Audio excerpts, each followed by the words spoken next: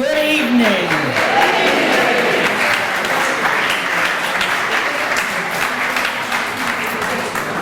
I am Beverly Morgan-Welch. I'm the Executive Director of the Museum of African American History. Tonight's program is also a joint venture with many other important partners and collaborators, combining the museum's annual Millennium Conversation, where we ask leaders to come and speak about a topic of great importance at the time, with the Social Justice Institute at Boston University, led by the Reverend and Dr. Keith Magee.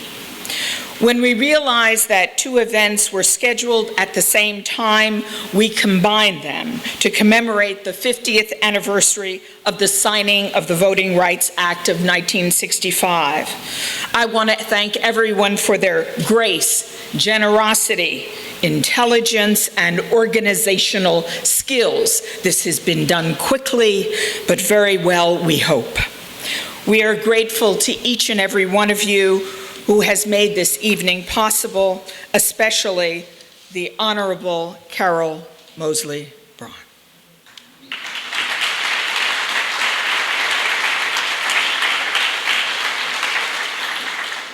I also want to recognize City Councilor Tito Jackson, who is also with us this evening.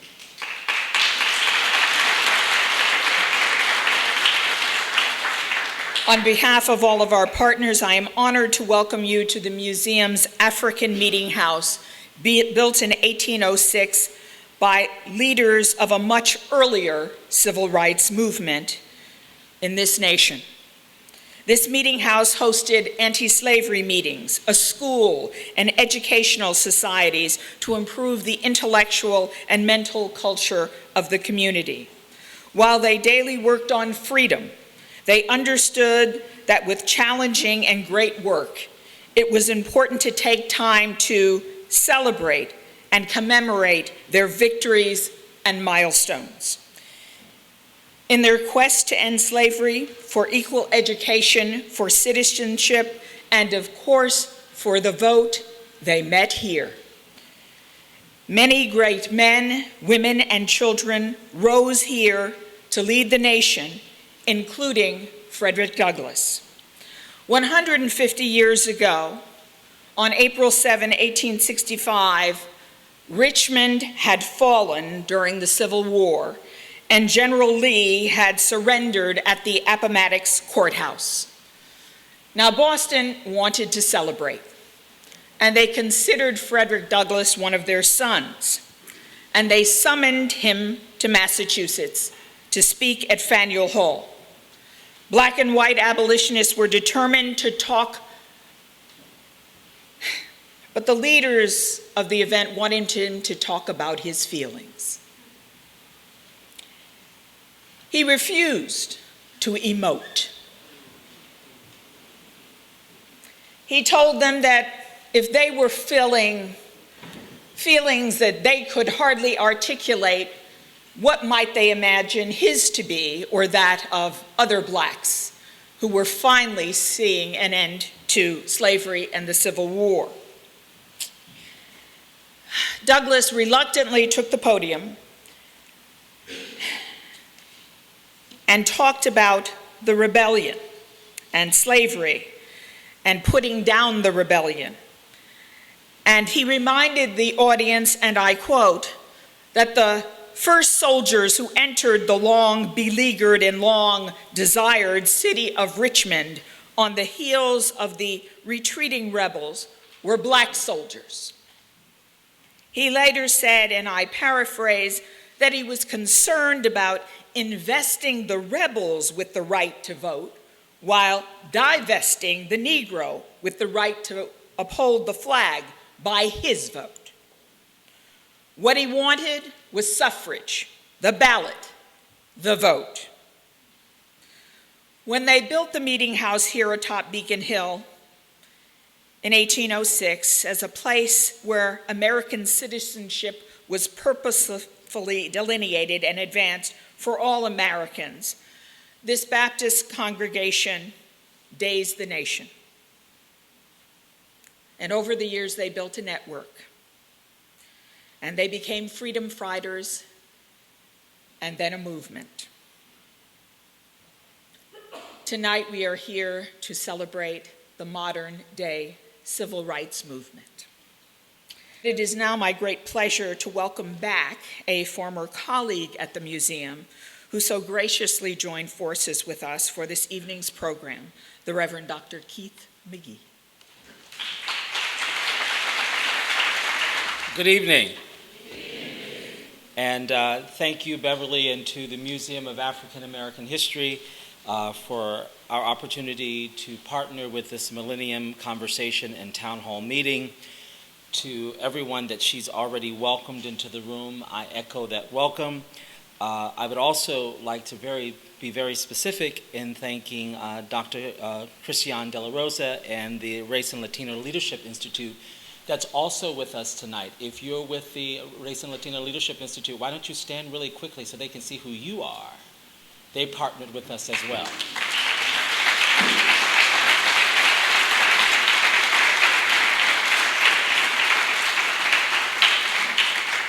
Thank you. This week, we have been at Boston University in the midst of our two institutes, and the Social Justice Institute was given birth through the work that I've been doing for a number of years to talk about what is happening in our communities historically and what's currently going on. And I came up with how do we do this and revisit the prophetic voices that were once in our communities that seemingly have disseminated. So we've gathered these last 4 days, and we will conclude tomorrow, to talk about the issues of race, poverty, and religion, but to deal with it from the perspective of this interfaith multicultural dynamic that emerged about 1953 that many people don't talk about, that came together, whether they were Jewish or Protestant or Muslim, to say there is something that is happening with the least advantaged in this country. And how do we come together, whether we are Rabbi Heschel or Dorothy Day or Martin Luther King or Patrick O'Boyle, across race, across religion, or Cesar Chavez? How do we come together and have these conversations for the least of these amongst us? So for the last 4 days, we've come together to reclaim those voices, and I'm elated for the fellows who've come from far and wide, from Kansas City, Missouri, from Dayton, Ohio, from Los Angeles, California. And I'm specifically grateful to my colleague, Dr. Andrew Davies, who came all the way from England, from University of Birmingham, England. The only African-American woman who's ever been elected to the United States Senate, and the first African-American Democrat after Reconstruction, that in the person of the Honorable Cheryl Moseley Braun, who is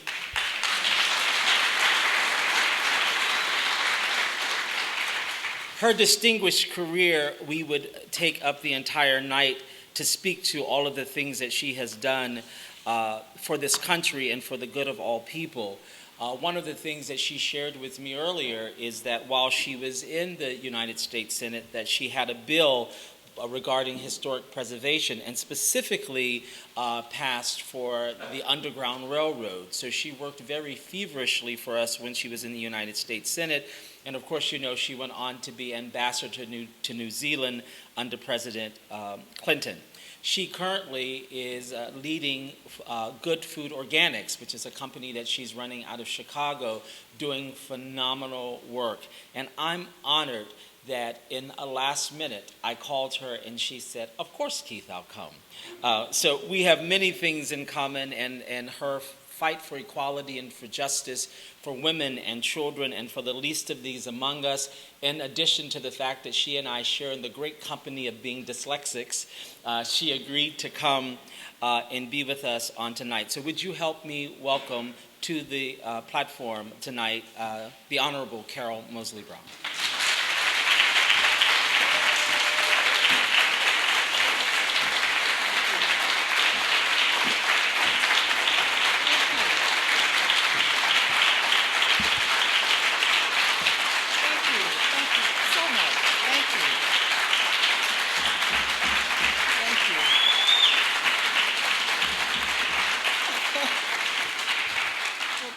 Thank you so very much, and thank you, Keith, for that lovely introduction. And it's funny because I just had a dyslexic moment a few minutes ago before I came in. I went to throw some trash in the garbage can, and I threw my purse in. So, again, Reverend Dr. Keith Magee, Christian De La Rosa, to Beverly Morgan-Welch, Councilman Jackson, Iva Carruthers, to all of those gathered here, thank you so much for inviting me to come and to join with you this evening. It's my pleasure to be here. I have a sign, a slogan printed on the wall at my house that says, "Every day is a gift." And so it is my privilege to share the gift of this day with you this evening, and it's particularly honored to have the opportunity to speak here in the African Meeting House, the heart of community for the ancestors. And so it is a real pleasure to join you this evening. I'd like everybody to break the ice, turn to the person to your left and tell them it's a great day and I'm glad you're here.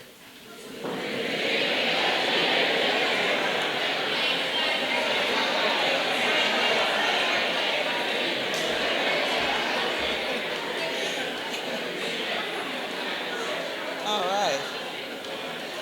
Well, I'm glad I'm here. I call myself a recovering politician, but in fact, this is my fourth career. I have been a federal prosecutor, an elected office holder at the state, local, and national levels, a diplomat, and now I am an entrepreneur. My company is Ambassador Organics, a food and beverage company that specializes in organic products. We are part of a growing movement to provide healthier choices for the American people by getting the toxic chemicals out of our food supply. We're located and create jobs in the heart of the inner city in Chicago, but you can find us on Amazon.com. I am a private citizen now, but still committed to public service. And another reason, being an entrepreneur, I'm not above making a shameless plug for my company.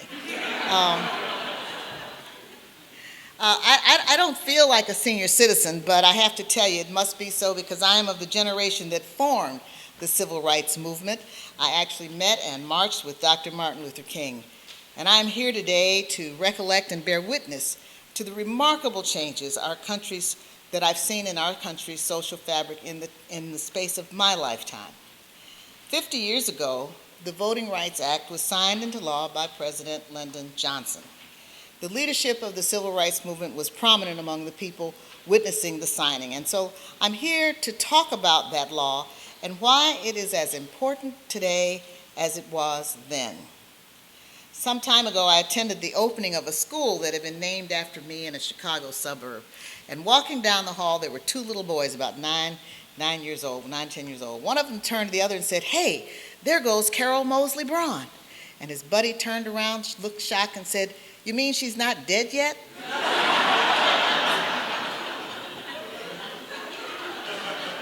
Now, I imagine that most of the people in this room were not even born when the Voting Rights Act was signed on August 6, 1965. The America that you have experienced is very different than it was then. If you think about it, Dr. King and President Johnson had been dead for almost 50 years before those little boys in the hallway were even born. They might as well have been Julius Caesar, Abraham Lincoln, or Frederick Douglass to them.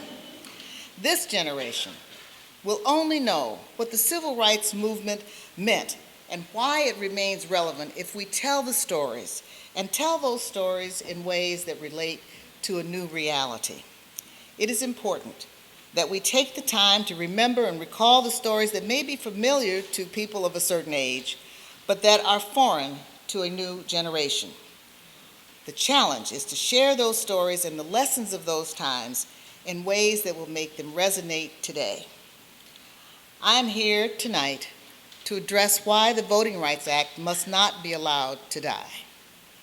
When I was in the Senate, the senator from South Carolina, the late Fritz Hollings, told me a story from the days before the Voting Rights Act that today sounds like a joke.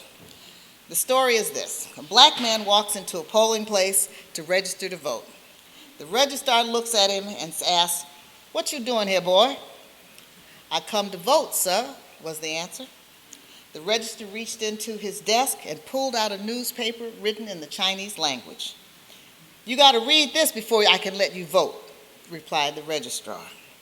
Literacy tests, poll taxes, many other devices had come out of the so-called black codes that kept in place the legal limitations on black life in America. So the hopeful voter took the newspaper, he opened it up, and he looked at it. Then he turned it sideways, and he looked at it. Then he turned it upside down, and he looked at it. Then he turned it sideways again, and he looked at it. Finally, he folded the paper back and handed it to the registrar, whose glee was barely concealed. He said, "I know what it say." "You do?" the registrar asked, incredulous that this Negro could read Chinese. "Yes, sir, I do," came the response. "It says, ain't no black man gonna vote in South Carolina this day."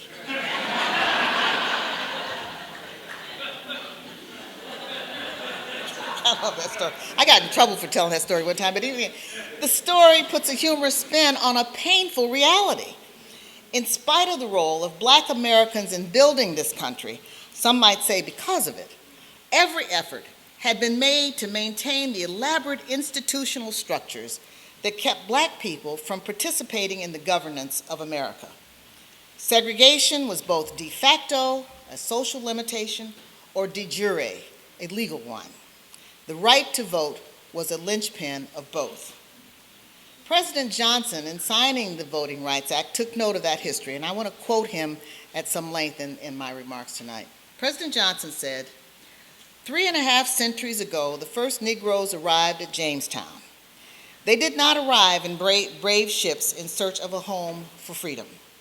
They did not mingle fear and joy in expectation that in this new world anything would be possible to a man strong enough to reach for it.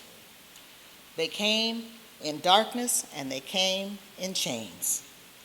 And today we strike away the last major shackle of those fierce and ancient bonds. Today, the Negro story and the American story fuse and blend. This act flows from a clear and simple wrong. Its only purpose is to right that wrong. Millions of Americans are denied the right to vote because of their color. This law will ensure them the right to vote. The wrong is one which no American in his heart can justify. The right is one which no American, true to our principles, can deny. In 1957, as leader of the majority in the United States Senate, speaking in support of legislation to guarantee the right of all men to vote, I said, quote, "This right to vote is the most basic right without which all others are meaningless. It gives people, as individuals, control over their own destinies." End quote. Control. The Voting Rights Act is personal to each and every American because it vests the power in individuals to participate in the process of governance in this country. Unlike the infancy of this republic, when that right was denied to women and blacks and Native Americans and in many cases poor whites, the Voting Rights Act perfected our democracy and is an affirmation of the rights guaranteed by the 13th, 14th, 15th, 19th, 24th, and even the 26th amendments to the Constitution. This expansion of the electoral franchise meant that institutional barriers would no longer be permitted to deny public and political equality to all Americans without regard to limitations based on color or gender or age or wealth. But progress is not linear. It does not move in a straight line. There are detours and retrenchments and changes of course that go along with the march of humanity toward a just society. And so it is that in our times that the retrenchments have come in the form of court decisions, such as the Supreme Court's decision in Shelby County versus Holder, and in new restrictions, such as the identity papers required by 17 states since that decision was made. Most insidious, however, are the retrenchments that have come as a result of ignorance and despair. and disbelief that one person can make a difference in the course that our world will take. People who feel powerless then give up the power that they have, and from that are made even more insignificant. We see it time and time again when we look at voting statistics. The people least likely to vote as a percentage of their demographic populations are young people, women, the poor, and blacks, whose agitation and press for freedom gave rise to the civil rights movement and all the liberation movements that followed. And so it is up to us to make the case that freedom once gained should not be voluntarily surrendered. President Johnson further said, and I quote, "So through this act and its enforcement, an important instrument of freedom passes into the hands of millions of our citizens, but that instrument must be used. Presidents and Congresses, laws and lawsuits can open the doors to the polling places and open the doors to the wondrous rewards which await the wise use of the ballot. But only the individual Negro and all others who have been denied the right to vote can really walk through those doors and can use that right and can transform the vote into an instrument of justice and fulfillment. So let me now say to every Negro in this country, you must register, you must vote, you must learn so that your choices advance your interests and the interests of our beloved nation. Your future and your children's future depend on it, and I don't believe that you're going to let them down. If you do this, then you will find, as others have found before you, that the vote is the most powerful instrument ever devised by man for breaking down injustice and destroying the terrible walls which imprison men because they are different from other men." End quote. We are challenged today not to let our children down, to give them hope that justice will be their birthright. This act is not just about voting. It is about justice and liberty and equality. It is about having your say about the rules which you are expected to obey. It is about having the power to participate in your own governance. Now, I know that to many people, politics is just a loud and unpleasant argument. But make no mistake, it is never an irrelevant one. Unlike sports or entertainment, although politics is a sport for many, the outcomes of political contests affects us all, both here at home and abroad. It is our generational duty to tell the stories and to share our experiences, to make the case that voting is the people's voice, and any effort to drown it out is a crime against humanity. I'll tell another quick little story.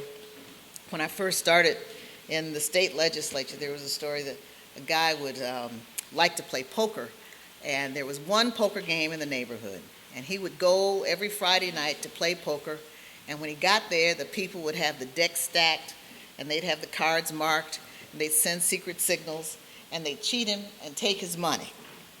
And every Friday night he'd go home depressed and broke because he had lost. And finally his wife said, "You know something? You know that game is crooked.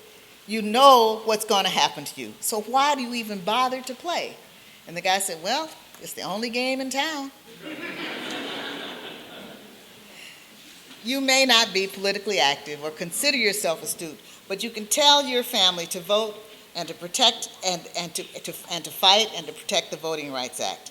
It doesn't take much, but voting is the single most powerful tool you have to make this country live up to its ideals and to make this world a better place for yourself and for your children. Dr. Martin Luther King, in his Nobel Prize acceptance speech, said, and I would like to quote him, "Actually, time itself is neutral.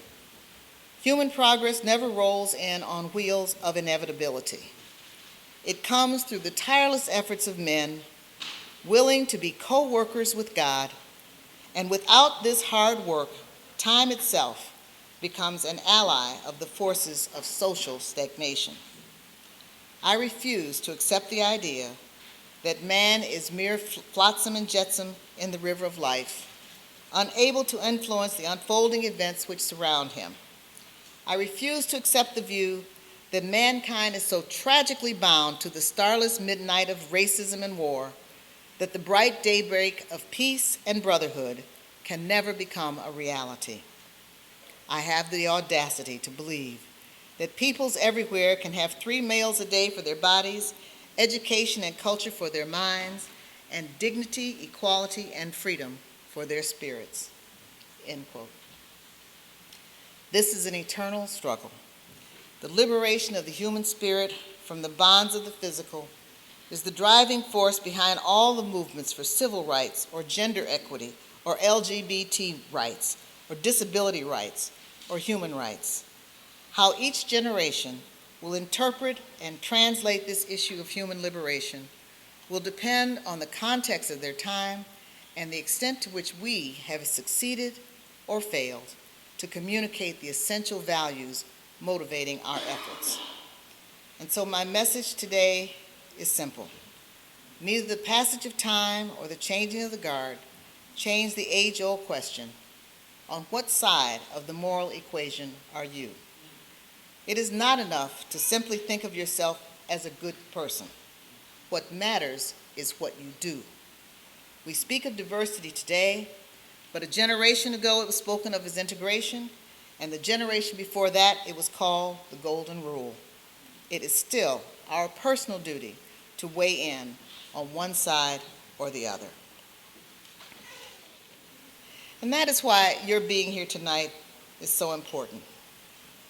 This event helps to create community and to forge relationships among people who share a common interest in eliminating racism and expanding individual opportunity and empowering community, and who will connect with one another around a constantly evolving conversation about what matters.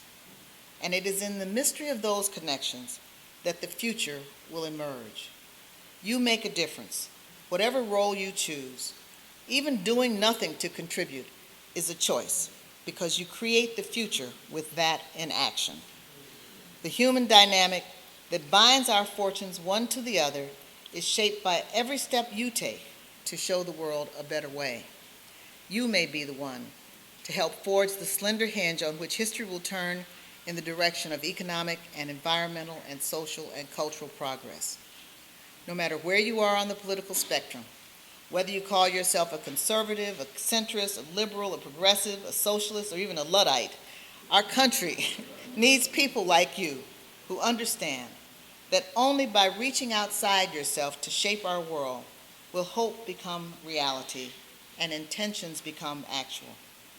Voting is just such an action, reaching outside of ourselves to help shape our world.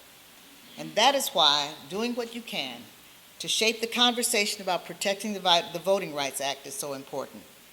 It is up to each of us to call out the truth about voter suppression and rebut the canard that fraud is the rationale for the assault on voting rights enforcement. The generation that went before understood the significance of this debate. And again, in closing, I'd like to quote, well, this isn't closing, but almost, to quote President Johnson again.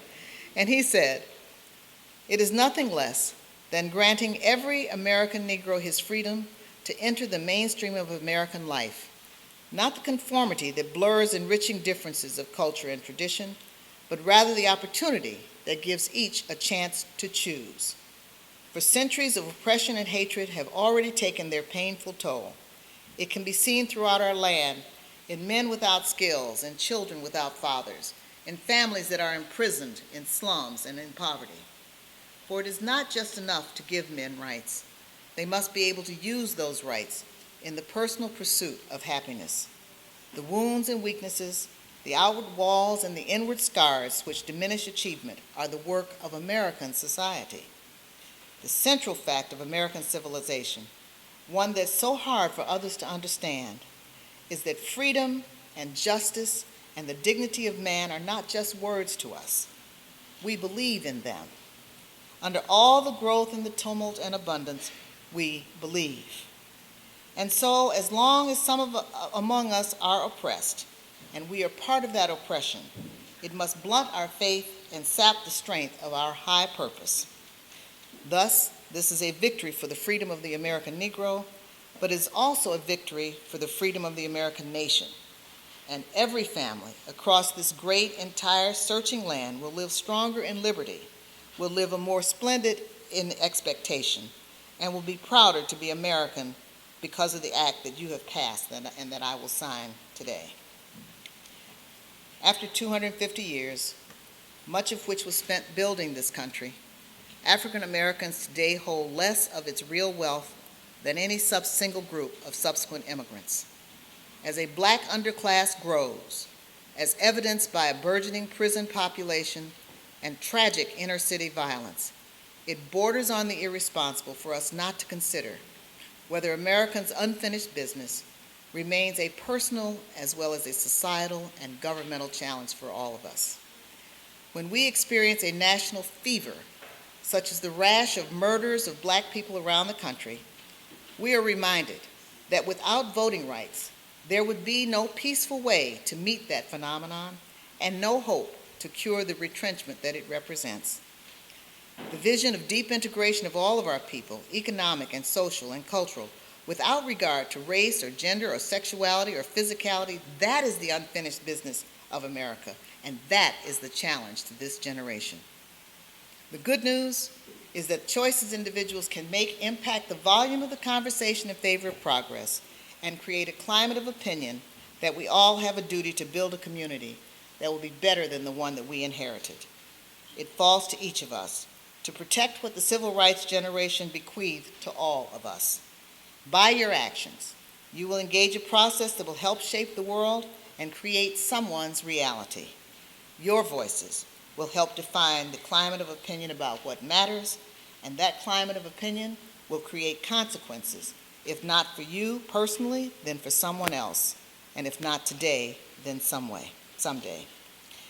In closing, I'd like to share with you an anonymous poem that I discovered when I was ambassador in New Zealand. And the poem goes like this. One song can spark a moment. One flower can wake a dream. One tree can start a forest. One bird can herald spring. One smile begins a friendship.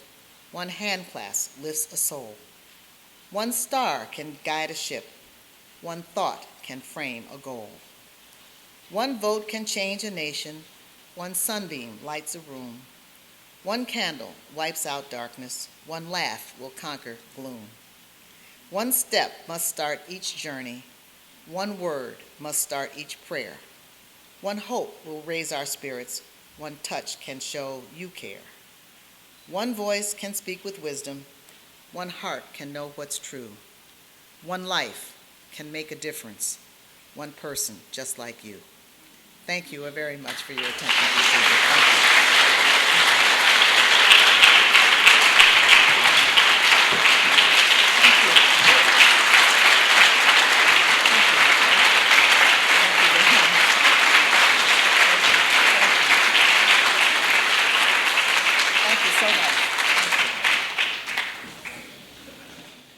Thank you, Ambassador Braun.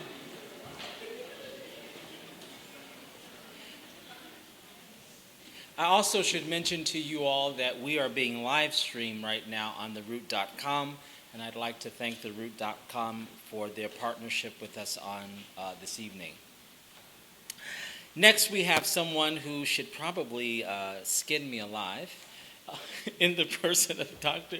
Susannah Heschel, who is the Eli Black Professor of Jewish Studies at Dartmouth College. Her scholarship focuses on Jewish-Christian relations in Germany during the 19th and 20th centuries and the history of biblical scholarship. She was with us earlier today as one of the lecturers for our Social Justice Institute. Of course, she, in addition to her wealth of work and research and scholarship, is the daughter of Rabbi Heschel, who, of course, marched with Dr. King. We've had several little things. She ended up at the old location, much to my embarrassment.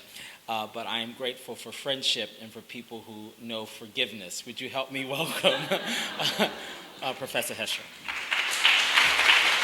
Thank you so much, Keith. Thank you for bringing us together, and thank the Boston University School of Theology for this great program and for all the people who had the chance to be together this week and study, to learn, and I appreciate the afternoon that I had with everybody.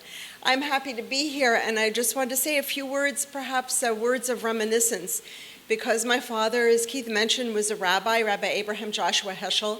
He came to this country originally from Poland and then from Nazi Germany, and he was a theologian, a professor at the Jewish Theological Seminary, and in 1963, he met Martin Luther King at a conference in Chicago. And it is really a remarkable story that people, two men from very different backgrounds, obviously, from Poland, from a Hasidic world, coming to America, had only been here a short time, about 15 years, and he met Dr. King, and yet the two of them developed an immediate close friendship. I think that friendship is something quite extraordinary, and I know that the story of that friendship has meant so much to Jews, and I guess that's what I want to focus on just for a few minutes. That is, I want to express gratitude on behalf of the Jewish world, the Jewish community, for what the civil rights movement gave to us as Jews. My father was involved in civil rights actions, activities, also in the war, and a movement against the war in Vietnam, and also in the Second Vatican Council, and the effort to change the church's position regarding charges of deicide against the Jews and efforts to convert Jews to Christianity. But I think it's important for us to keep something in mind, and that is the Jewish world at that point had just emerged from a terrible trauma. How does a person behave after they spent a few years in a horrible place like Auschwitz? Do you expect a person to come out with a smile, with cheerfulness, or with good liberal feelings? I think people are pretty traumatized. And I think a lot of Jews had lost their way. And more than that, they had lost their souls and lost the Jewish spirit. Who could give us back our Jewish souls? My father recaptured the prophetic spirit of Judaism. That's so important. And he was thrilled because Dr. King made the Exodus and the prophets of Israel central to the civil rights movement. That was amazing.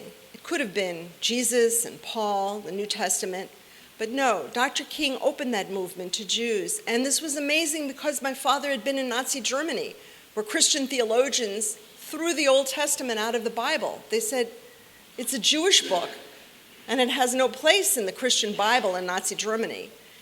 They said Jesus wasn't a Jew, he was an Aryan. They tried to remove every Jewish element from Christianity. And then my father comes to this country, and there's Dr. King speaking of the Exodus, and Amos, and Isaiah. That was remarkable. In some sense, the prophets came alive in the civil rights movement. They came alive also for Jews. The civil rights movement involved a lot of young Jews who went down, as you know, as freedom riders. You remember Goodman, Schwerner, who joined Cheney in death. There were rabbis in Selma. Nowadays, every rabbi says they were in Selma.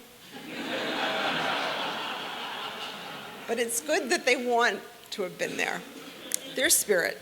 Okay, I would say rather, maybe they weren't in Selma, but Selma was in them. And that's what's important, a spirit of Selma within the Jewish people.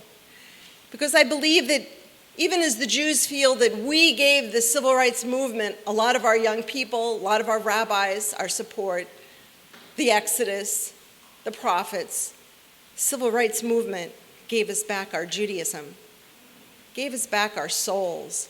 It gave us a chance to recapture what it is to be a Jew. It gave us a chance to remember that there's something beyond Auschwitz, something beyond the Nazis, something so much more important to treasure as Jews. I know that the civil rights movement gave me back my Judaism because I'm one of the many Jews who went to Jewish schools, Sunday schools, and hated every minute of it. And if it hadn't been for Dr. King, I would have walked away.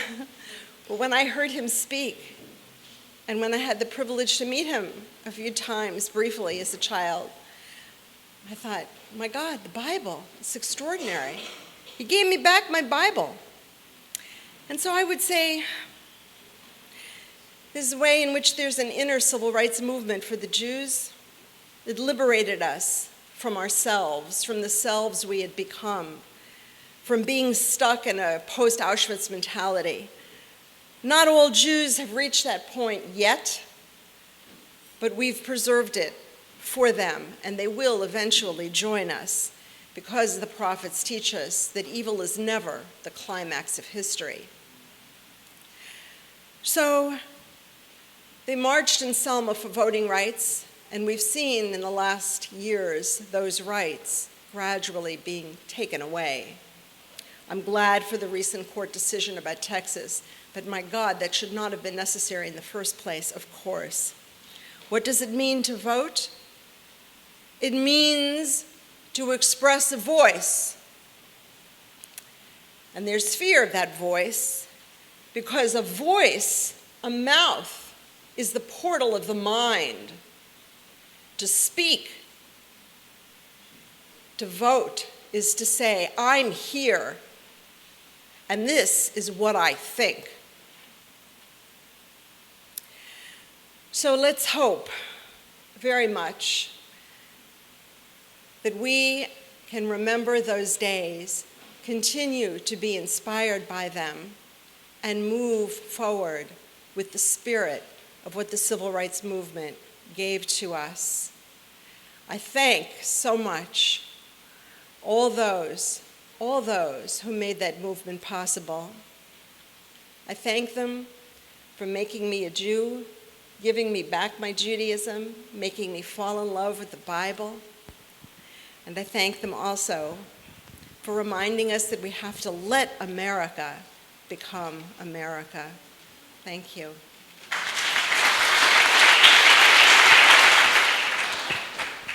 Good evening, everyone. My name is Rahsaan Hall. I'm the Deputy Director of the Lawyers Committee for Civil Rights and Economic Justice. It is certainly a privilege and honor to be here with you all this evening, to Senator Moseley Braun and to Dr. Heschel and to everyone else gathered this evening. I greet you. Protocol having been established, I've been tasked with the responsibility of giving some of the milestones of the civil rights movements.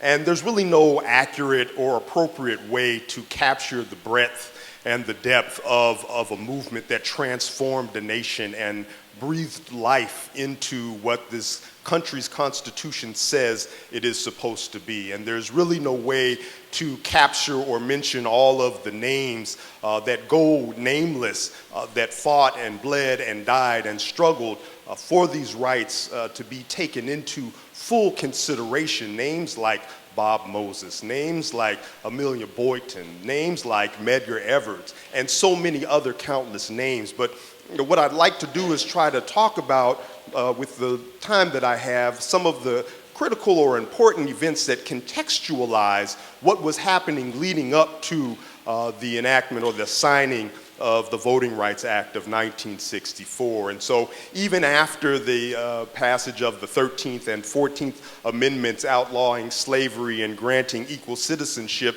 there had still been this retrenchment after the Reconstruction Acts and these black codes that were enacted. And even when you get up to the 1940s, black people in America only were about 3% of black people were registered in this country.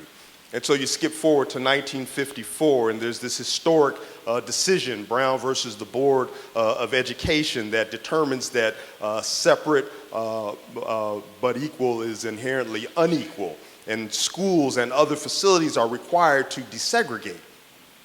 But somehow that just wasn't enough, despite that being the law of the land.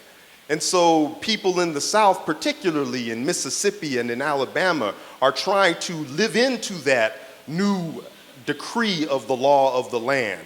And they're denied the right to vote. They're going to register to vote, and they're being turned away. They're being presented with literacy tests and poll taxes. And in 1957, Congress enacts the Civil Rights Act of 1957, and it gives the Attorney General of the United States office the ability to bring litigation on behalf of people who are denied the right to vote. But yet that's still not enough, because in the Deep South, people are still unable to register to vote, even if it's not because of a literacy test or some sort of poll tax. There is the interposition of racism and defiance and intimidation that is preventing people from registering. And a perfect example is Fayette County, Tennessee, where they had a white-only primary. Even though there weren't literacy tests and poll tax on the books in Tennessee, black people still could not participate in the primary because it was declared a white-only primary. And the Civil Rights Act of 1957 was used that year to try to bring litigation, but it was still not enough. And then they go on in 1960, Congress enacts the Civil Rights Act of 1960, which specifically provides for the Department of Justice to gather data and information on people who are being denied the right to vote and collect information on voter registration. But that's still not enough, despite these laws being on the book, despite there being a decree of the law of the land. And there's this level of activism that is happening in cities and in the South and in the North as well. And you see that Student Nonviolent Coordinating Committee come together and the Southern Christian Leadership Conference talking about how can we really change and transform this country and engage people. And there's a debate as to whether or not they're going to engage in direct action, sit-ins and protests and marches to test what these new laws say. Or are they going to take their time to invest in registering people to vote? And there's a split, and they agree, well, we'll do both. And all of this movement and all of this activism is trying to generate a shift in the country, to bring about a change. And you have Dr. King, who's making appearances throughout the country. And you know, I think a high mark is in 1963, where we have the March on Washington for Freedom and Jobs. And people are coming out of that feeling like, okay, this is a powerful movement. This is an opportunity to create change. But it's still not enough. You're starting to see violent uprisings in major urban settings. Why? It's not much different from what we're seeing today. You have communities with high levels of poverty and high levels of low educational attainment and a tense relationship between the police and those communities. And there's always this precipitating event of police brutality on individuals that spark these uprisings. And the nation's imagination is captured by all of this. And there's pressure. Meanwhile, in the South, the people are still doing the dual campaign of registering people to vote and doing direct action, going to the lunch counters to sit in, going in to try to register to vote.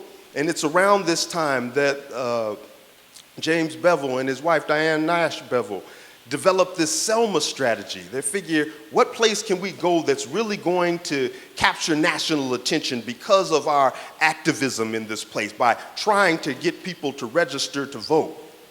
And they're going to Selma, they're testing the new laws, they're attempting to register to vote, they're being denied the right to register to vote. And we get into 1964, and we see the passage of the Civil Rights Act. Tremendous accomplishment for this country, or so it seems, because it outlaws discriminations in places of public accommodation and in housing. People are no longer prohibited from staying in a hotel while they're traveling through the South because of the color of their skin, or at least that's what the law of the land says. But in actuality and in practice, it's a very different experience. And that's what these activists in the South are testing and challenging. They're going to try and stay in these places. They're going to sit in these lunch counters to test what the law is and what it really says and if it is really true.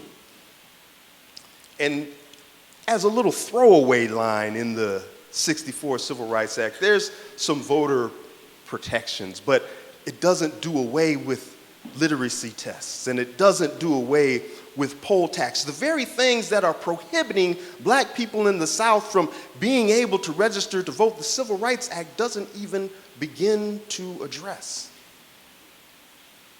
So there's still the need for more. There's still the need for more, and this Selma strategy goes into effect. And you have people marching to the court, the county's office, county clerk's office to register to vote and being denied over and over again, and that leads to the march from Selma to Montgomery. And it's amazing to see the intersection of different organizations within the community. You have the religious community, you have teachers going on marches, you have college students going on marches, you have all these energies and ideas and coalitions coming together to advance this cause for full inclusion into the country.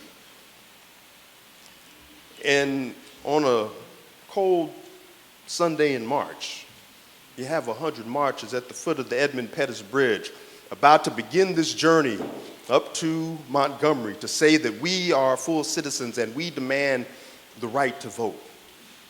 And it should go without saying, the nation's imagination was captivated and captured by the images of people being clubbed and brutalized and tear gassed and trampled by the police, by the state, because they are seeking to register and express their full citizenship. But that didn't turn them around because there was still the need for more. They tried again on Tuesday, what was known as Turnaround Tuesday. Dr. King decided to bring the group back. But later that month, between March 21st and 25th of 1965, hundreds of marchers left Selma all the way up to Montgomery. Despite the perils that they may face on these rural country Alabama roads, where there were Klan and white citizens councils and all other types of opposition waiting for them. And that's what's leading. And despite this push, President Johnson had acknowledged that there was the need for this Voting Rights Act. But in a conversation that was recorded, he told Dr. King, I agree with you that voting rights is important, but I can't do it now because we're trying to do this great society. We're trying to have a war on poverty. But it was because of that activism. It was because of that unrest in the northern cities. It was because of that those unrelenting attempts to change the system, to hold the system accountable for what it is, what it says it's about to be, that led to the ultimate signing. Now, there was a lot of wrangling and politicking that had to happen, and some horse trading that had to go on to ultimately lead to the signing and enactment of that law. But I say that 50 years ago today didn't just come out of whole cloth. It was the fulfillment and manifestation of years and years of advocacy in the face of injustice. So when we look around and we see Baltimore and we see Ferguson and we see all of these other places in these countries where people are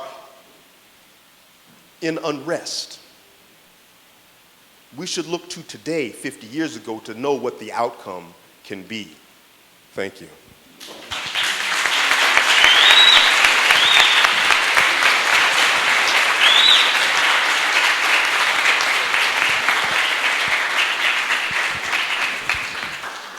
Thank you for that rundown, Rahsaan.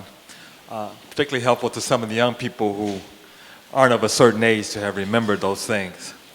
I'm again Ken Cooper, editor of the Trotter Review at UMass Boston and co-author of Portraits to Purpose, the book.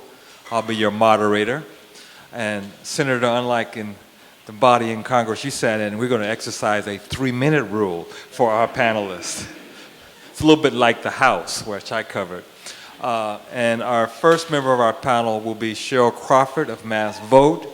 The Voting Rights Act was aimed at the South, but it covers the whole country. And on our panel, we have people who have been involved in voter registration and education and political redistricting, which falls under the Voting Rights Act.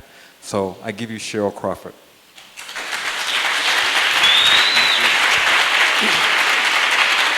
Good evening. So a question was posed to me. Does the black vote matter, and why?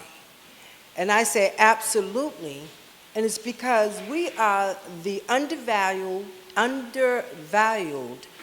variable that makes the critical decisions and differences in the outcomes of election. Now, if you don't believe that to be true, ask Elizabeth Warren, John Kerry, Ed Markey, and most recently, Mayor Marty Walsh. See, when the progressive white vote is split around philosophical issues, the black vote is focused on tactical issues that have an impact on their life. Oftentimes, the black vote is overlooked. It is coalesced until it's coalesced and organized. See, the question becomes to me, why don't we realize our power? As you can see from the rich history that was presented here this evening, and also we can clearly see what it does for other communities, right? When they're voting, how it turns out. See, I don't believe everybody's apathetic, as one would say.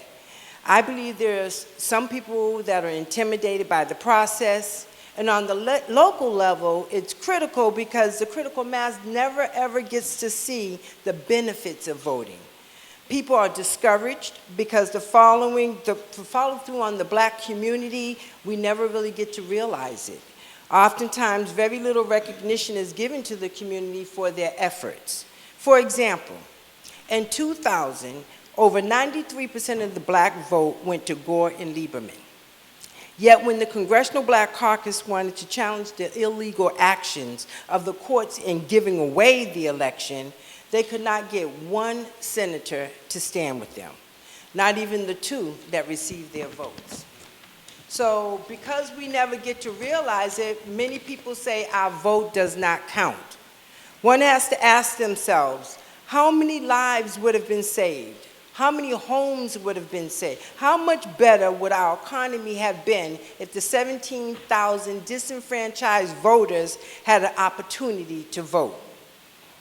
So looking at 2014 in the city of Ferguson, right? How much violence would have been avoided in a city with a population 60% black had they used their voting power to put in place laws, right, that would have prevented them from being abused to make revenue for the city. Organizations like Black Lives Matter, Bold, Black Organizing for Leadership and Dignity, and several others went to Ferguson, and we can see from the results something we already knew, that an organized and informed electorate can certainly make a difference. That is why MassVOTE, along with the NAACP Boston branch, started an initiative in 2014 called Boston 500, B500. The goal of that initiative is to find 500 super voters, and each one of them take 20 people under their wing and help them and make sure that they get to every election. Our goal is in 2016 to have 10,000 people going to the polls. Thank you. See, that effort in and of itself is just an expansion of what we've already been doing to pass, in 2014, we passed one of the most progressive and substantial election reform bills in over 20 years. We now have online voter registration. In 2016, we will have pre-registration, which will allow 16 and 17-year-olds to register while they're still in high school. This is our attempt to put civics back into the high schools. We will also have in 2016 early voting. See, we'll have 11 days to vote in 2016. We are making every attempt to remove all the barriers that keep us from voting. See, in my mind, there is absolutely no doubt that the black vote matters, because if it didn't matter, why would they spend so much time trying to suppress it?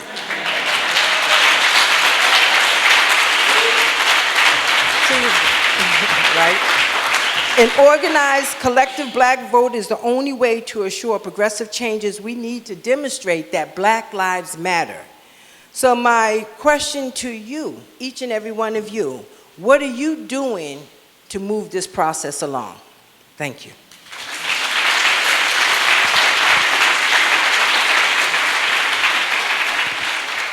Thank you, Cheryl.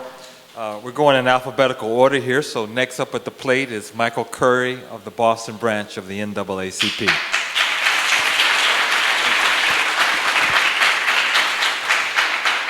You know, it's humbling to be on panels, and I get to do this a lot as a president of a local chapter here in Boston and as a national board member.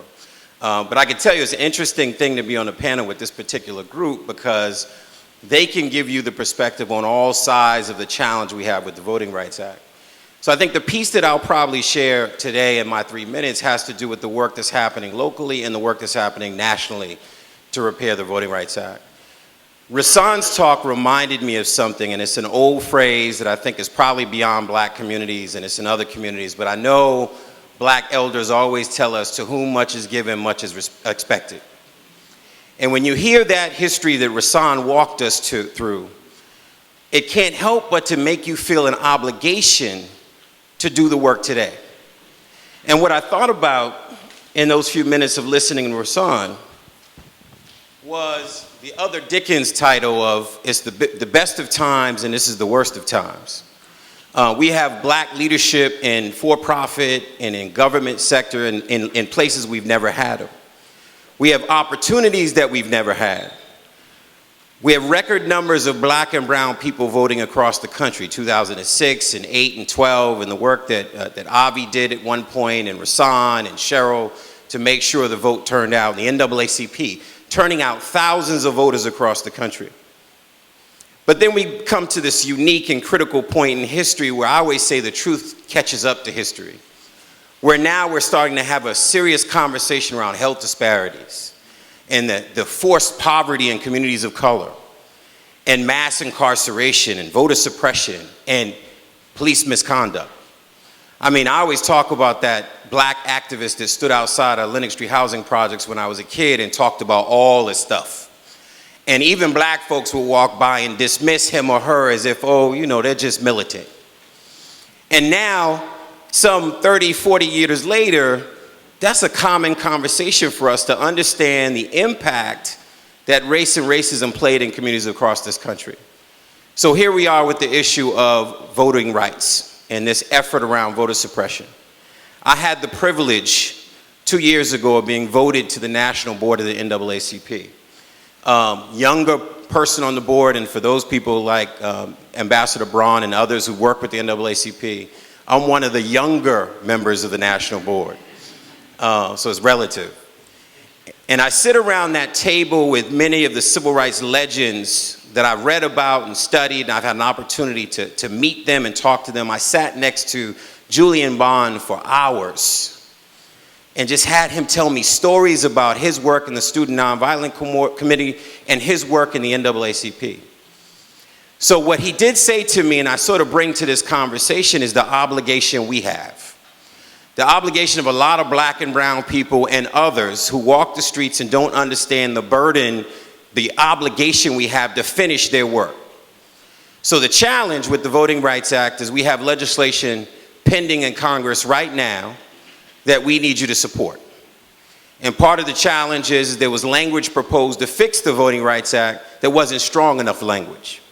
And then there was effort by organizations like the NAACP, the NAACP Legal Defense Fund, and others to get stronger language to repair it. So if you're on the other side, and this was a victory for you around the Voting Rights Act, you're thinking, okay, if we have to negotiate, as Rahsaan talked about how this process works, you have to negotiate a resolution. Do we negotiate in voter ID?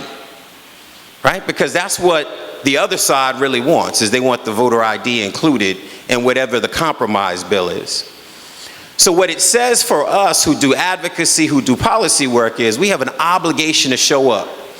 Those who know me well know that I say this all the time, and it comes from an Irishman who said it to me about how black folks in Boston need to understand the political process, and that if you're not at the table, you're on the table or you're on the menu.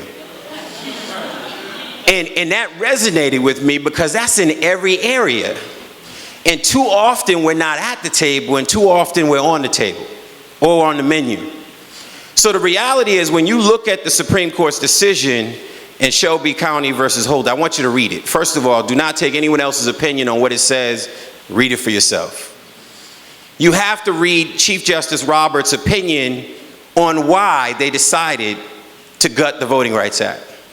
Because this is really sort of the underpinning of what the challenge is in America right now. There are some people that think that we're post-racial. There are some people that think that we've removed all the barriers that people of color face in this country. And I call it the delusion of inclusion, right? There's a delusion or an illusion of inclusion.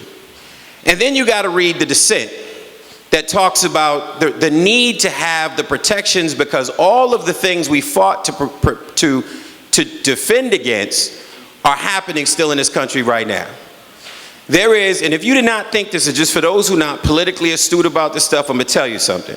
This is how politics works. We showed up in large numbers in 2006, and here in Massachusetts in 8, and again in 10 and 12. There was a strategic effort, we always say it's chess, not checkers. There was a strategic effort to keep you from voting. That's not a secret. That's the truth catching up to history, that there is an effort to keep us from the polls. Now the goal is that we now got to get to the table and we got to show up. So that means how much advocacy do we have to make sure that that legislation gets passed in Congress? How much do we show up to vote in the next election so that the next president has a say in who Supreme Court justices are that sit and make these kind of decisions? Now, as an attorney, I'm going to tell you, and I think other attorneys in the room would agree, chess, not checkers. The reality is you need to make sure people who represent your interests, who have your understanding about priorities, are sitting in that Supreme Court making decisions. That's showing up. If you elect somebody or don't vote, you get the result we had in Shelby County versus Holder. You get decisions that do not reflect reality, that do not recognize that racism still exists in this country and that there is still a organized effort to keep us from the polls. I think just sort of in closing, there's a work going on right now. About 3 months ago, I sat in a room in Florida with the civil rights legal minds from around the country, about 40 of us.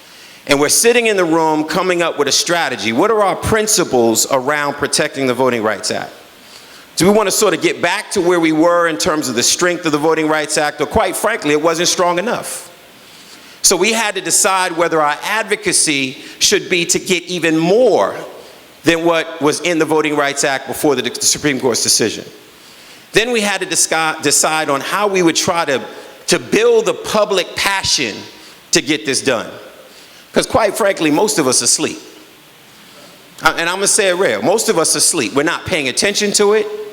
And that's why right now I am getting ready. I think Monday morning I fly out and I'm headed down to the Journey for Justice. You probably didn't even know that it was a Journey for Justice, right? So some of you know that. So on August 1st, a march left Selma from the Pettus Bridge headed to Washington, D.C.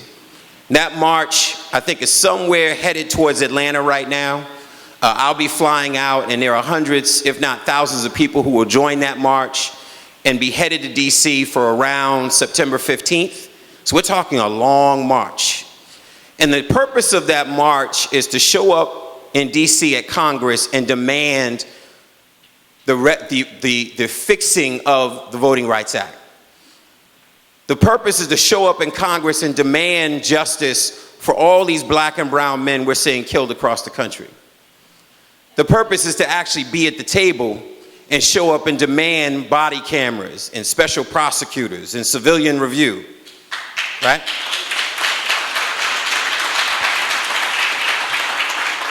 And I'm going to ask you, and this kind of mirrors the part of what Ambassador Braun talked about, an African proverb, rivers are filled one drop at a time. That means you all got a role to play. You got to organize your network. You got to organize your circle of people to say, I need you to write Mayor Walsh and say, we want body cameras.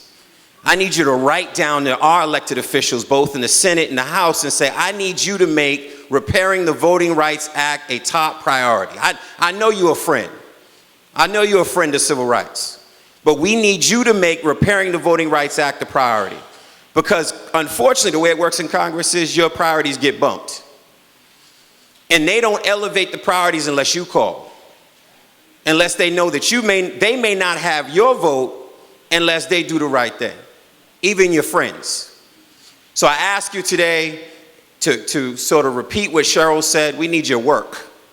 We don't need your Facebooking. That's helpful. Your tweeting. We need you to actually step out and do some work to actually deliver on the repairing of the Voting Rights Act and all these other challenges that we face today. Thank you.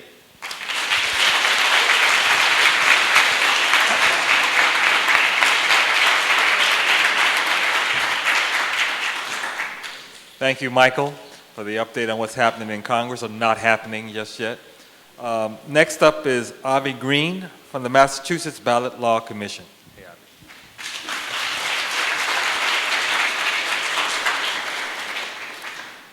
I hate to speak right after Michael Curry. What an esteemed group of people. So I'm going to be extremely brief, but I'm going to try to be a little bit bold and say this. Restoring the Voting Rights Act will not possibly be enough. It won't begin to be enough. And I want to tell you 2 reasons why. I want to start by saying, as a white progressive Jewish man, I was feeling a little uncomfortable recently when I watched on television another white progressive Jewish man, Bernie Sanders, getting quite uncomfortable when a group of Black Lives Matter activists said to him a very simple thing. They said, "Say her name. Say her name." Sandra Bland. They wanted him to start to talk right then, not later. They keyed into, as Martin Luther King said, the fierce urgency of now to say, we can't just talk about economic justice. We need to talk about systematic inequality and racial justice, and we need to do it right now. So what is that role of protest? That role of protest today? How does it play into the role of protest before? A lot of us, when we think back about the 1963 March on Washington, we think about it in terms of the I Have a Dream speech and the beauty of that moment. That moment implied a tremendous political threat, and the threat was clear. There were enough people there, and John F. Kennedy had won a relatively narrow election in 1960. And between the Union leaders who were there and the black leaders who were there from across the United States, they said this: our votes already matter. And if you want to be reelected, Mr. President, you need to come through on civil rights, not later, but right now. So protest backed up by voting is not a thing that can work. It's the only thing that can work.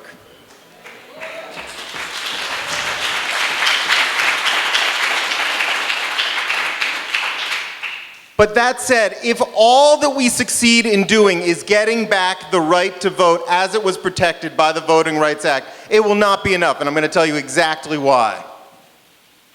In the year 2000, I was in Florida. Over 500,000 people nationwide, more, voted for Al Gore than voted for his opponent, George W. Bush. We call that a democracy in which there's a system where 500,000 more people can vote. Not a coincidence either that 500,000 more people included more people who live in cities and more people of color. In the year 2012, Democrats nationwide, and this is not a partisan issue, this is an issue of how the votes happen to play out, but Democrats nationwide earned 1 million more votes for the U.S. House of Representatives than Republicans did. But Republicans maintained control of that House. The Voting Rights Act had not been struck down at that point. The rules, as they played out under the Voting Rights Act, allowed a group with less votes to win and to rule. That is how power was working in 2012. The way that Obama was able to win was by winning overwhelmingly, twice. But what we must do is not just win back the protections that the Voting Rights Act had, but go further than that and look at how do we make sure that the groups that have more votes always win, that the city vote is not and I say the city vote deliberately because of the way gerrymandering works, that people of color tend to live in cities, and cities are always disenfranchised by our single-member system. Always. So how can we change those rules to give people who live in cities a fair shot? That's what we need to be thinking about. And then how can we guarantee rights, not just the right to vote, but economic rights, like the right to live outside of poverty, because you cannot say that a person is able to vote freely if they are in poverty. They don't have the time to participate. They are coerced. So with that said, I just want to say I am so proud to be a part of this ongoing struggle with all of you. Thank you so much.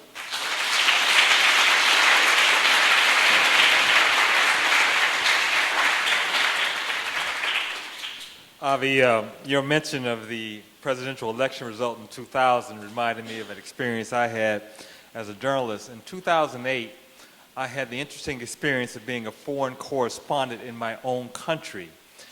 A newspaper in India asked me to cover the last 6 weeks of the presidential campaign. And the editor's first assignment was very interesting. He said to me, you know, the first thing we'd like for you to do is explain this electoral college, because we don't understand how Gore got more votes, but Bush won. Goes back to the Holy Roman Empire, that concept. John Hurley of the Unitarian Universalist Association. I think I got an outdated sheet here.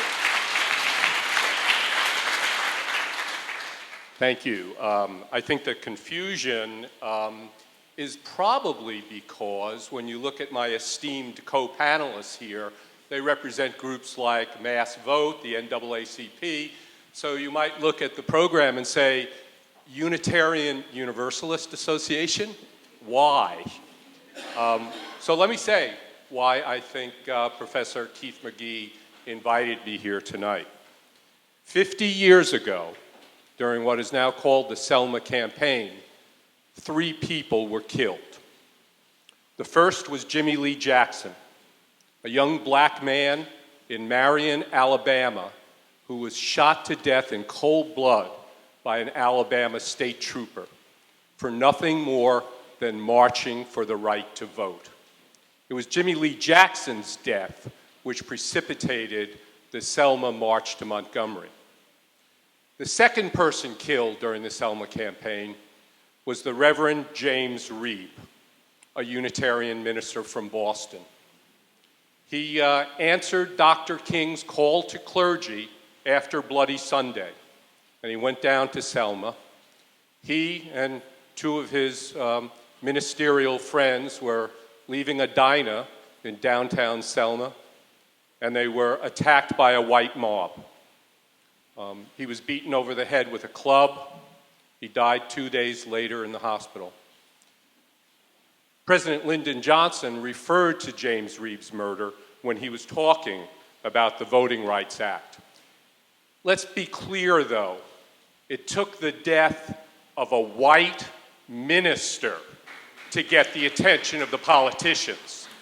Jimmy Lee Jackson's murder went almost unnoticed by the power structure, okay? James Reeb's death was noted by the president. The third person killed during the Selma campaign might be unknown to many of you. Her name was Viola Liuzzo. She was a white woman from Detroit, Michigan. She went down to participate as a volunteer during the campaign. And on March 25th, she was driving a young black man, Leroy Moten, back from Montgomery to Selma. The Klan ran her off the road and then shot both of them. Liuzzo died. Moten survived. And in fact, this past March, when I was down in Selma for the 50th anniversary, I met Leroy Moten. It was one of the many stirring things that happened down there this past March. So that's why I'm here, because 2 of those 3 people were Unitarians. Reverend James Reeb and Viola Liuzzo, who was a social justice activist in the Unitarian Church in Detroit. The Voting Rights Act was paid for by the blood of people. The Voting Rights Act is under attack today. 500 Unitarians were in Winston-Salem 3 weeks ago for the opening of a court case there because of the North Carolina voter suppression laws. And that's being led by the Reverend William Barber. Reverend Barber says, this is our Selma. And it is. We got a good partial ruling from Texas. It remains to be seen what will happen in North Carolina. But here's what I leave you with. Many people died to achieve the Voting Rights Act in 1965. You, we, all of us owe it to them to make sure their deaths were not in vain. Let's act.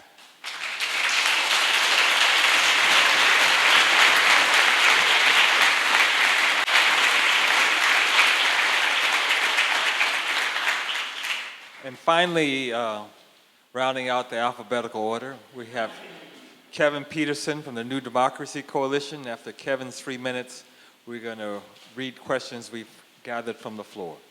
Kevin?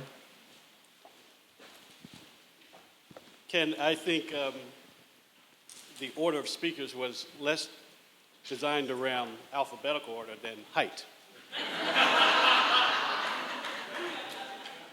I feel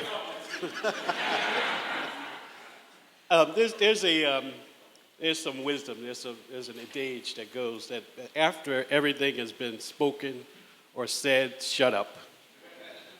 So I had some remarks this evening, but I'm going to dispense with those. I'm going to pass those remarks to Beverly, and she'll put them in the vault or something like that. But I want to actually be the transition person, if you don't mind, Ken, in terms of asking a question. And my first question goes to the ambassador, if you don't mind. Ambassador, you mentioned in your remarks about the importance of the 13th, 14th, and 15th Amendments, but also talked about the importance of the 19th and the 26th Amendment, many of which people, and the 24th Amendment, many of which people don't know about. So I'm wondering if you could elucidate us about those amendments as it relates to voting. And then I have a general question particularly for legal scholars and people who are in the legal area around voting rights. Wondering if someone could talk about the decision yesterday in Texas where there was a win, sort of based on Section 2. If we can win voting rights cases around Section 2, is what we lost in 2013 in terms of the gutting of Section 4, Section 5, all that much important. So if someone who follows this closely could talk about the win yesterday, that'll be great. Senator. Thank you very much. Yes, I want to give you the direct cite, and it started to bring my copy of the Constitution. I keep a little pocket Constitution with me, and I didn't. So I'll have to do this kind of off the top of my head. The 19th is the poll tax. So that's the wealth limitation. Then the 26th is the 26th Amendment is for age. Right.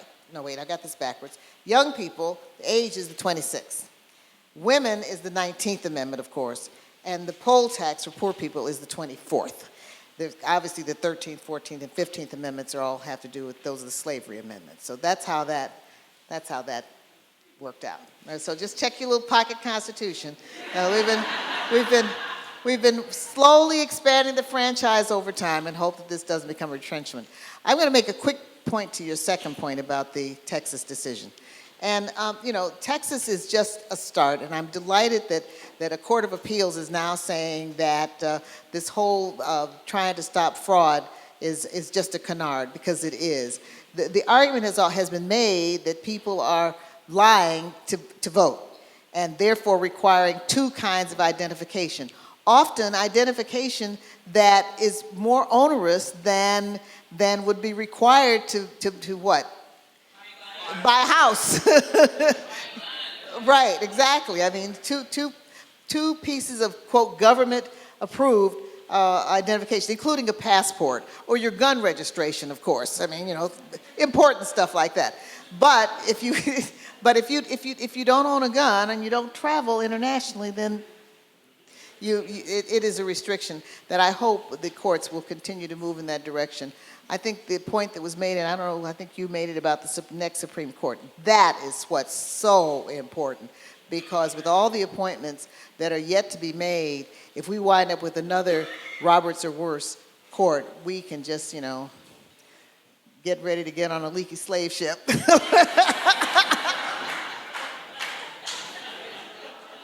Okay, well, we've gathered up and we've sorted and vetted and been approved by a panel of experts the questions from the audience. The first question, and I'm going to correct an inaccuracy in it.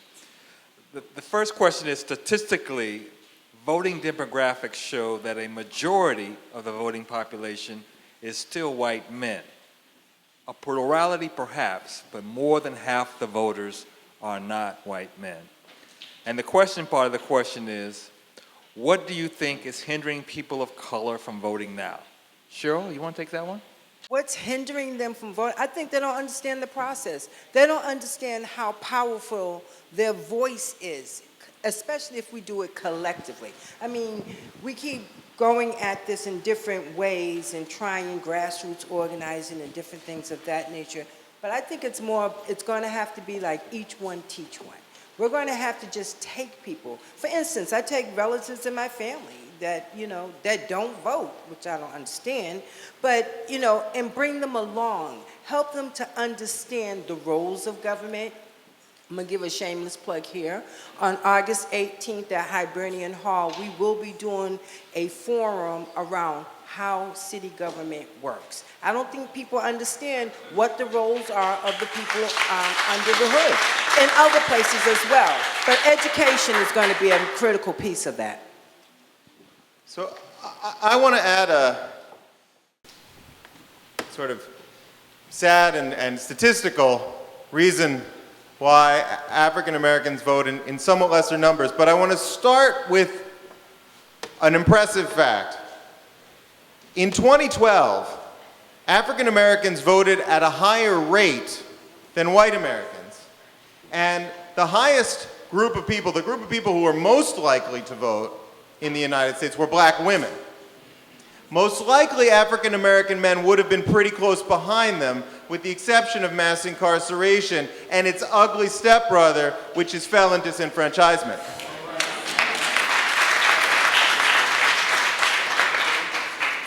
But that said, the rate is still relatively low, and there's another reason for that, and that reason is poverty.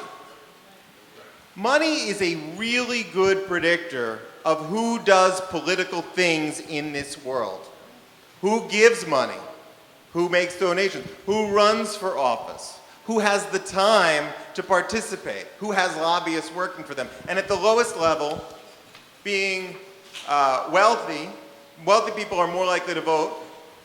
Homeowners have to register to vote less often because they just live in one place than renters do. Middle-class people vote, of course, a little less than wealthy people, and low-income people, working poor people, and people who are truly in poverty vote the least.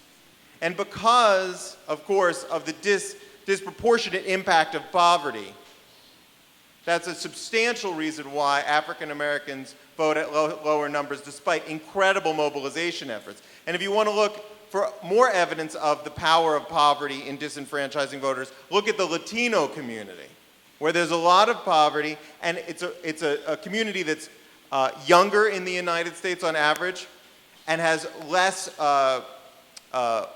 old and well-developed civil rights organizations to some degree than like the NAACP, and has less of a history of voter mobilization campaigns. There are some admirable organizations in that community doing tremendous work. But the voter participation numbers are African Americans vote in the highest percentage, then white voters, Latino voters, and then Asian American voters vote in the lowest numbers.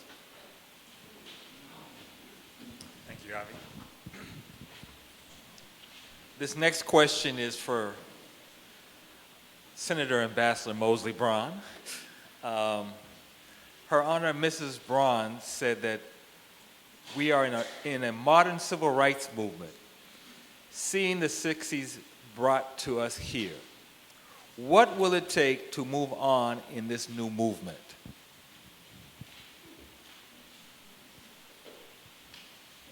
Okay, I get my crystal ball here. It just takes you. It takes you.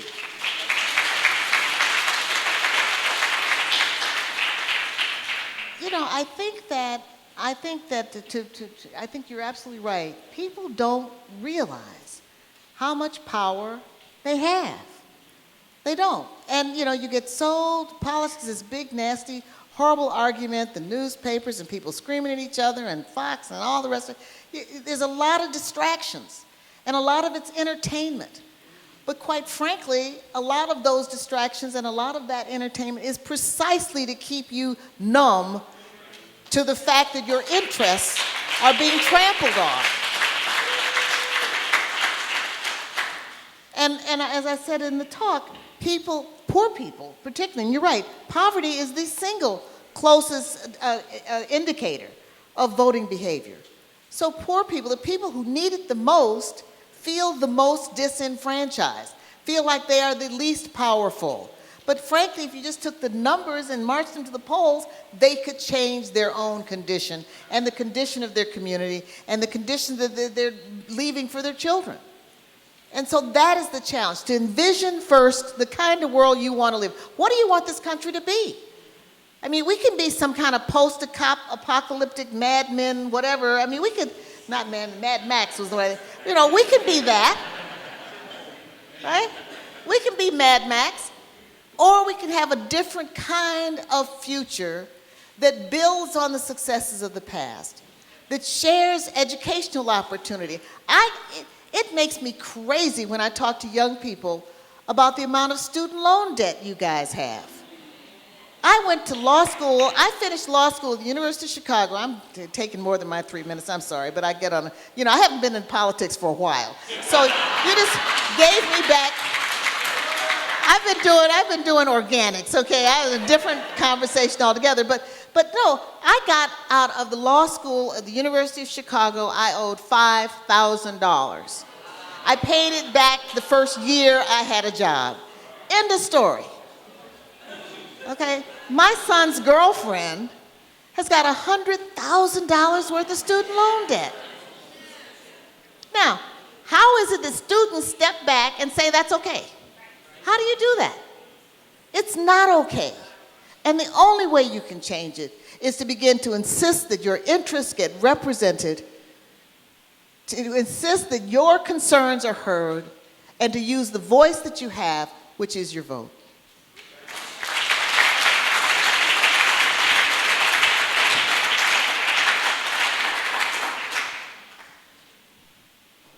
Now, this next question, let me get a little sparks going here. The majority of blacks vote Democratic. This hasn't served blacks all that well. Shouldn't we look to vote for Republicans? Well, Kevin, I'm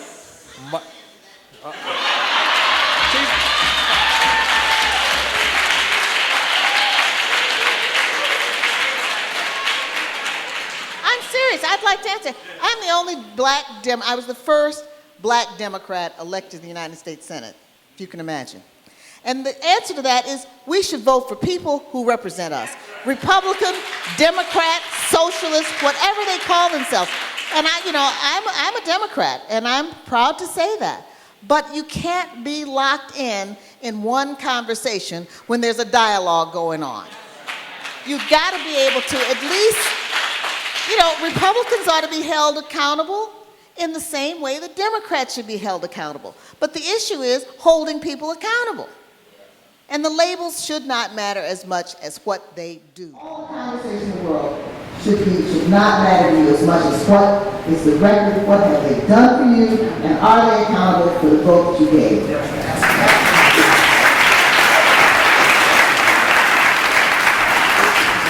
This falls on me because I'm a Democrat, lifelong Democrat. The best I voted for a Republican for governor this year. Right? Voted for Charlie Baker and endorsed him in the Boston Herald because we need to play to each side. We need to have the conversations with Democrats and Republicans if it's about getting what we need. Now, I went with Charlie Baker because he committed to an urban agenda, which is a number of initiatives in housing and education. And I'm proud to say that based on the coalition of black people who are Democrats who went for Charlie Baker in Massachusetts, that there was $10 million put in the budget this year for the urban agenda. And there's a promise of even more next year. So we can't lock ourselves. My father was a Democrat, elected official in Philadelphia. I've been a Democrat all my life. Never voted for a Republican until last year. But we can't lock ourselves into one position when it would make sense if we shift. Now, we don't need to be Trump Republicans. That's a different story, right? So we don't need to go there. But we need to be pragmatic voters. And sometimes that's going to take us either way.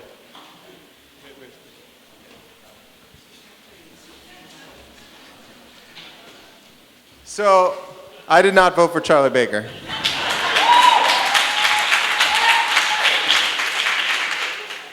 But I want to say I respect Kevin's position. And I want to say this. Yesterday, probably because of the stuff that Kevin and many others did on both sides, voting for both, but showing the power of the black vote. Yesterday, I was at the State House where Governor Baker signed a 50% increase on the Earned Income Tax Credit, which is one of the leading anti-poverty programs in Massachusetts. But I guess I would say this, when it comes to asking who to vote for, I would look to the young people above us and I would say, when am I going to have a chance to vote for you? Specifically, and you. And especially you. And I mean this for this reason. It's not just about racial equity, although it is.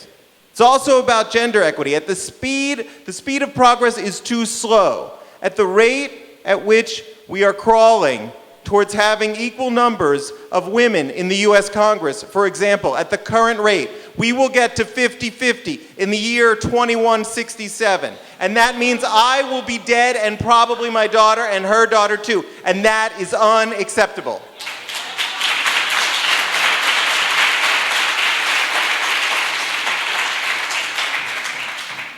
So, I'm looking for my chance to vote for you. Actually, Avi's comment is a good segue to our next question. And our last. In a world of racism and adultism, it's a new one on me, how do we enfranchise young voters of color? Mike? So I can't go without making a statement on the last question too. And then I'll go into the next question. You know, it's interesting as organizations like MassVOTE and NAACP, part of our job is to speak for the communities we represent, and for us, as communities of color. So I always tell people, do your own piece of paper and line up what people support. So when you have a candidate running for office, no matter what party they come from, start to list out the issues you care about and say, do they support that? Do they support dealing with the education inequities that exist all across this country? That means your kids, if they're black and brown, will get a low quality education and not be able to compete in this economy. Do they care about that, and is that a priority? Do they care about the fact that almost every disease you can think about, we die of years before white citizens die of, and we suffer longer? Is that a priority for them? Do they care about the fact that we live in communities that have twice, if not 3 times the unemployment, and we're incarcerated at ridiculous rates? If you list those things out, and I don't care who the candidate is, it'll tell you who to vote for. So that's the reality for me. So whether it's Kevin's point about Republican or Democrat, I would argue that it often drives us to one side. that if you just turn on the TV and watch a party's debate around these issues, it will scare you how confused folks are about and ignorant folks are about communities of color and how we got here. That should terrify all of us. They think we want to have our pants hanging low, be ignorant, unemployed, sick, and dying, and on welfare. So that to that point, I got to remember what the other question was. The young people. So we hire 25 young people every summer in what we call a pipeline of leadership program. And we send them out in the communities of color. And they're not your Chicago Latin, Boston Latin kids. We maybe get one or two of those. But these are your average, everyday kids, some struggling with school, some coming from single-parent homes or crack-addicted families, or just had hard lives. We hire 25, they get paid to work the summer, and they register somewhere between 700 to 1,000 people to vote every summer. That's real, that's worth the clap. One of the things that we try to give them is instill in them this passion for voting. And I often say when I meet with older activists, I say, you know, the back of the bus pushes you to the front of the movement. But we don't know what the back of the bus is. And we don't know it until you get these kids in a room and someone like Reverend Walters comes in and he does this history of mass incarceration. Till Rahsaan might speak to them on the legal challenges and these hard-fought battles and the ground we've lost. Till they can sit in the room with health disparities folks like Courtney Gray to talk about trauma and communities of color, or the long history, the Institute of Medicine's unequal treatment, which they have to read. Till they pick up a book like The New Jim Crow, and then all of a sudden the light goes on. Now they want to vote. Now they feel an obligation to do something about it. The problem and the challenge for our generation, 40-somethings down, is we didn't get that information. So that light, that compass we call it, right? Not your gut, that compass that comes from years of being trained about your history, your culture, has not been turned on yet. But these kids need that to be turned on by you, and then they'll vote.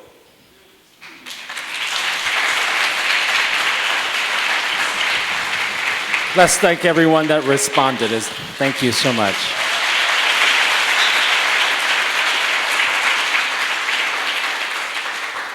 Let me do a couple of things, and as I do it, Dr. De La Rosa, would you come really quickly with me? Certainly, I have an 11-month-old that I kept trying to bring in here because I would like for him to get saturated. I read to him public policy and give him the updates on the headlines and tell him every morning and every night he's going to be president of the World Bank someday. So I try to get him in here to stuff like this. I want to thank the Seedlings Foundation, the MacArthur Foundation for supporting the work that we do with the Social Justice Institute. And again, Dr. Christiane De La Rosa and the Race and Latina Institute. Could I just take a point of privilege for 3 minutes, for your 3 minutes, and ask 2 of the students from the Race and Latino Institute to come down? It is good to be here and celebrate with you this accomplishment. We have Latina students from across the United States and Puerto Rico here to learn and accompany in this celebration, because the accomplishments of the civil rights movements marcan las pautas para nuestra propia lucha. They indeed mark the steps in our own struggles today within the Latino communities across the United States. So I'm going to invite Drew Del Pilar and Suhey Lopez to very briefly say, we talk about young people, and young people in terms of their own struggles. So.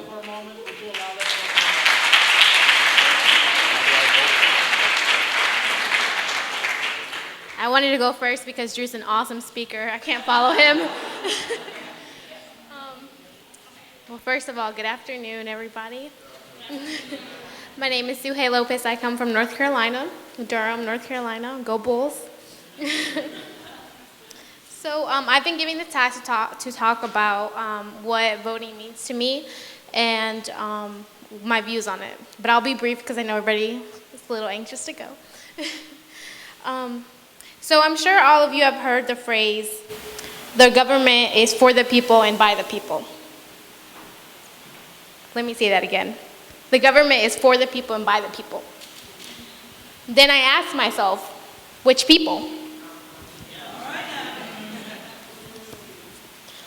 Growing up, my mother always used to tell me to vote. And as the rebel teen I was, I would always respond to her, ¿para qué? For what? She had told me, I'm sorry, give me a second. She had told me that because if I vote, then I'm voting for her. That I vote on behalf of every immigrant, documented and undocumented, and for every vote that I give them, that I give to them as well. For me, voting is an opportunity to have a say in the future, to see the change that I want to see. I feel like Obama understood this because when he believed in Sotomayor, he did it not just for him, but for us. This thing couldn't happen if voting wasn't available for everyone. And to close up my statement, when we step forward as a new government, we become the government.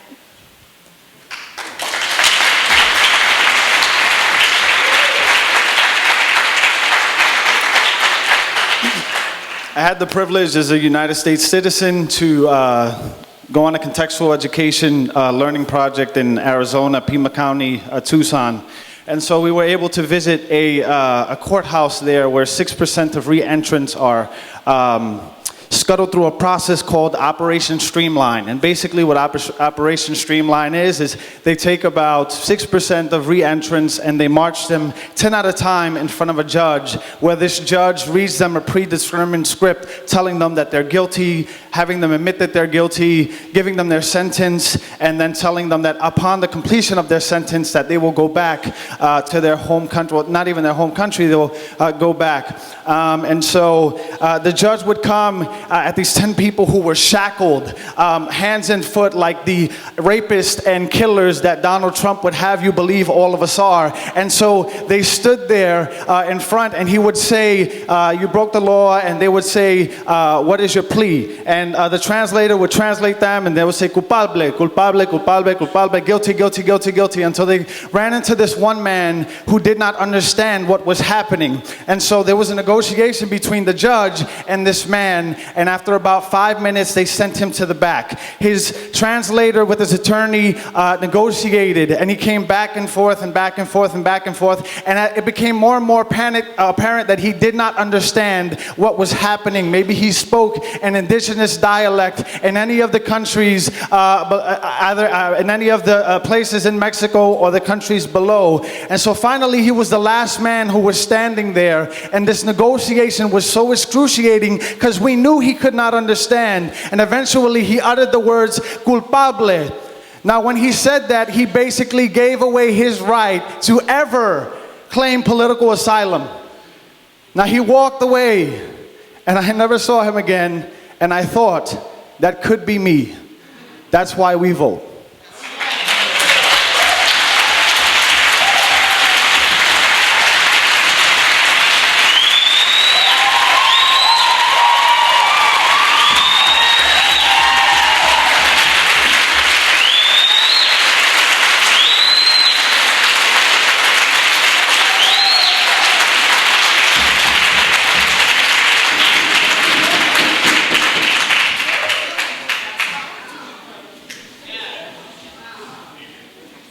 That's what I wanted to say. You know, I'm going to ask Don West to come at this time.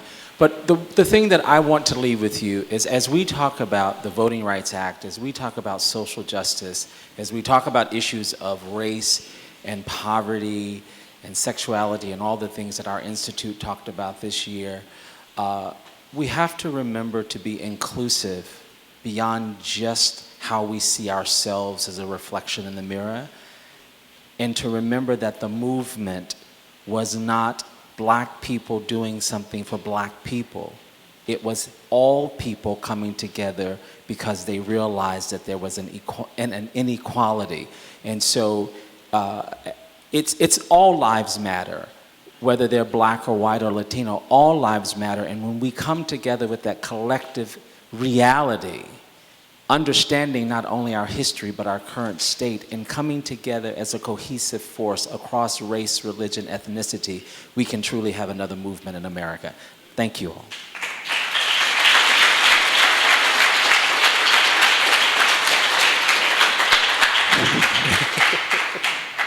It's a lot to follow, all of that. It's been an amazing evening, I think you'll agree. An amazing evening of dialogue.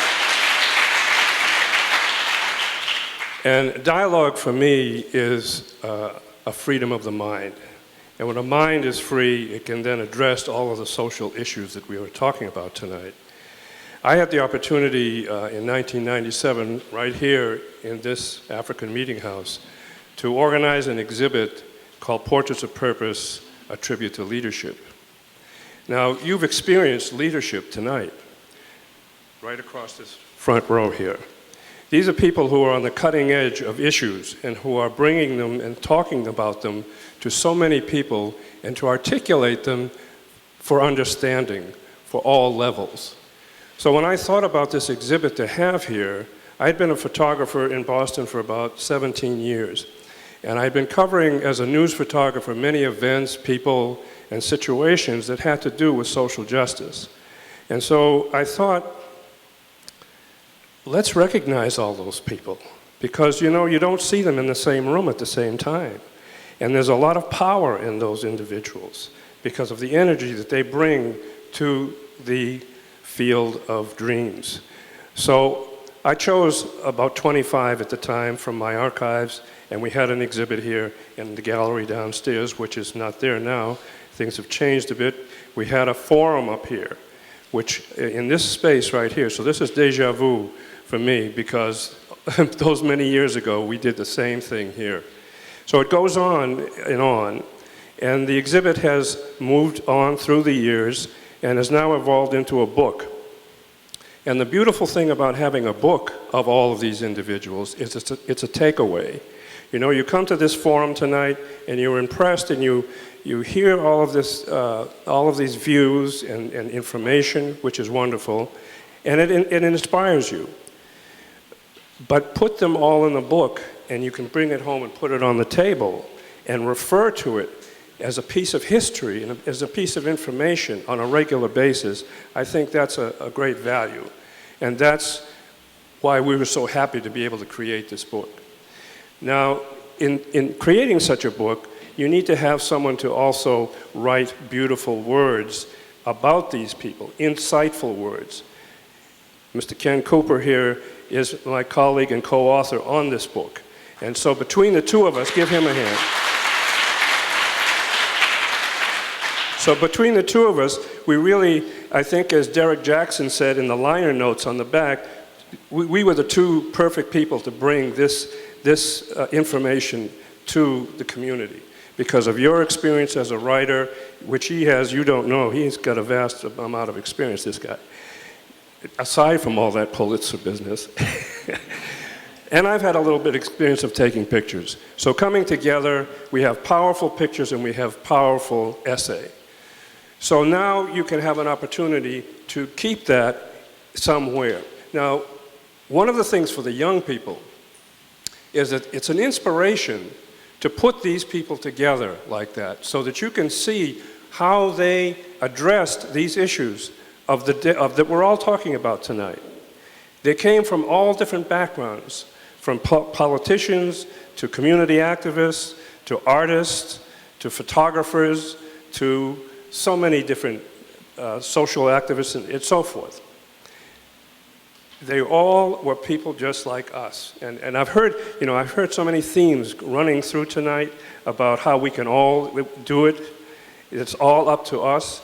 We can all make the difference. As Barack said at one point, we're the change that we've been waiting for.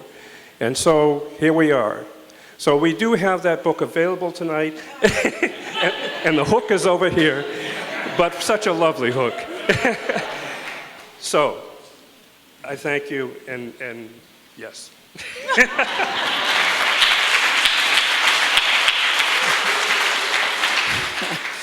The book is available downstairs and will be signed by any of those persons who are here tonight who are in the book as well. There is no small reason that we had this event in this meeting house. For Susannah and others, it is important to know that what you might not know is this started as an African Baptist church and it ended as a synagogue. So the people here, over the course of time, just as you have heard tonight, fought not only for black people to have the vote, they fought for all people, Native Americans, Mexican Americans. They spoke out on issues across the world. They were not afraid. They sent money to start an anti-slavery society in California. They sent their teacher to Haiti to help start the school system there. This is no small movement that started here. And it is not a movement that has fits and starts. It continues. America is becoming this democracy. We're not through yet. So we are in a place that understood that people were enslaved to build a democracy. We've got to help people understand what building a democracy truly is. I want to thank you all for being here. I want to thank all of the panelists, and especially our guest, Senator Ambassador Cheryl Moseley Braun, for returning.